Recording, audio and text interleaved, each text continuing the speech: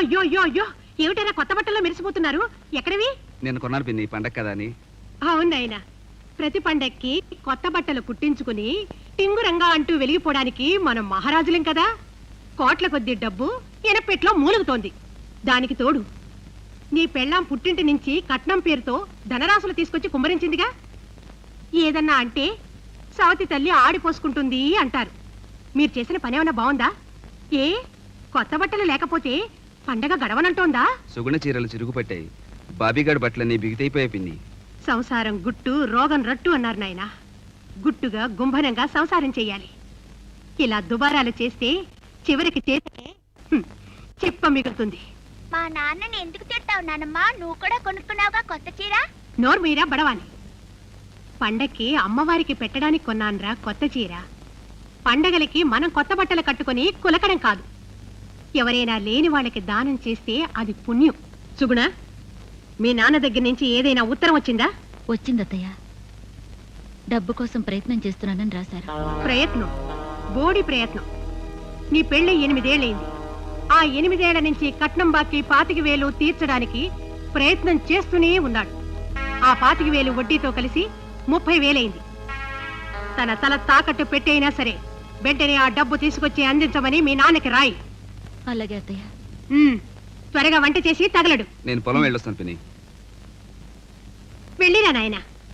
కొత్త బట్టలు ఊరంతా చూపించి రావాలి కదా.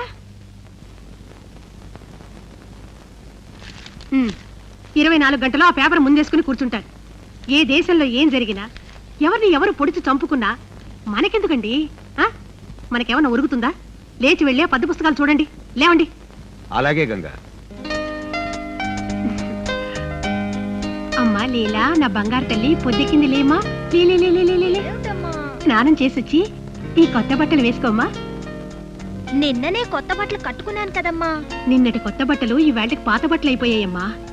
నవరాత్రుల్లో 9 రోజులు కొత్త బట్టలు కట్టుకుని కళకళలాడుతూ ఉండాలి. లే మొహం కడుకో, కాఫీ పంపిస్తాను.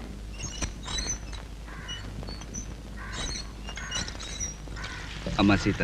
ఏమిటనయ్యా? అమ్మ పోతే మనిషికి అండపోయినట్టేనమ్మా. నీ ఇంట్లో నువ్వే పని మనిషిలా పనిచేయాల్సి వస్తుంది. అమ్మే ఉండుంటే నీకు ఈ అవస్థ ఉండేది కాదు కదా అమ్మా. అమ్మని నేనే మింగేశానని అంటున్నారు కదన్నయ్యా. అందుకు నాకు శిక్ష పడాల్సిందే. నువ్వు కళ్ళు తెరవకుండానే అమ్మ కన్ను మూస్తే అది నీ తప్పేలాగవుతుందమ్మా. పిన్ని మాటలేం పట్టించుకో. ఈ చీర కట్టుకోమ్మా. పిన్ని చూస్తే ఏమిటంట 4 మాటలు అంటుంది. అవి మన కొత్త కాదు కదా. కొత్త బట్టల్లో కలకల్లాడుతూ నేను చూడాలని నాకెంతకాలంగానో తీరని కోరికమ్మా. నా మాట కాదని తీసుకోమ్మా. పాడుకోపని ఒక్క వస్తువు పెట్టిన చోట తగలటి చావదు. ఏమిటి గంగా వెతుకుతున్నావు? నా కొత్త చీర గుడికెళ్లే ముందు కట్టుకుందామని ఇక్కడ పెట్టాను. కనపడి చావడం లేదు. అమ్మగారు, లేత వంకాయలు ఉన్నాయమ్మా, కావాలా?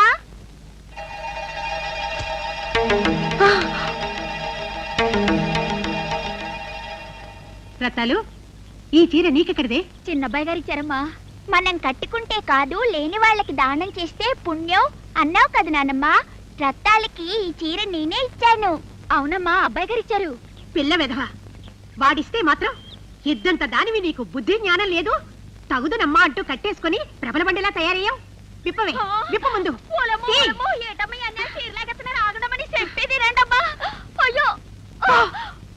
మా ఇసు కూడా పూసుకుని తమరు చల్లగా ఉండాలి బాబు. ఈ పొలాల్ని తమరు చూస్తుండారు కాబట్టి మేము బతుకుతుంటాం. మీ పిన్ని గారే గనక అజమాయిషీ చేస్తే మేము ఏనాడో పిల్లా జల్లలతో సహా సచ్చుండేవాళ్ళం బాబు. అదే మాట ముసలయ్య. మా పిన్ని మాట పెలిసే తప్ప మనసు మాత్రం వెన్నయ్యా. మెడ కూస్తున్న వాళ్ళని మెచ్చుకోవటం తమరి గొప్పతనం బాబు. సర్లే, ఇదిగో ఈ 10 రూపాయలు కూడా తీసుకుని వెళ్ళు. పండగ పూట పిల్లలకి మిఠాయి కొనుక్కెళ్ళు. అట్టాగే బాబు. వస్తాను బాబు.